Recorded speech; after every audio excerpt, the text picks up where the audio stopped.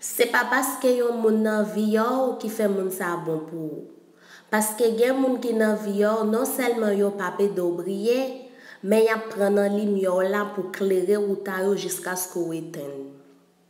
Gen moun qui pa wò tant kou moun, mais yo wò tant kou opportunité. Ça veut dire yo pa remon pour so yé non, yo remon pour ça yo ka joindre nan ou. Gen moun qui rete nan vi yo toujours, c'est pas parce que yo fidèle à ou non, mais c'est parce que yo fidèle à bénéfice que présence a yo nan vi yo ba yo. Suspend perdre temps nous ak moun k'ap tan tout bagay nan man nou et qui pa pare pour ban nou rien. Suspend perdre temps nous ak moun qui pa chita pour nous pendant nous même nous rete tout camper pour moun ça. Suspend mette moun propre moun k'ap koule kanot nou k'ap chire voile nou nan kanot an nou. Suspend. C'est ça qui fait nous doit connaître on moun et pas parce que on moun nan vi yo qui fait moun ça bon pour ça.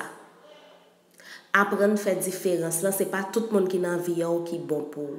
Si vous te remercie vidéo ça, partagez, abonnez, invitez amis abonner, like, quittez un commentaire. Merci ces amis nous les love n'a pour une autre vidéo.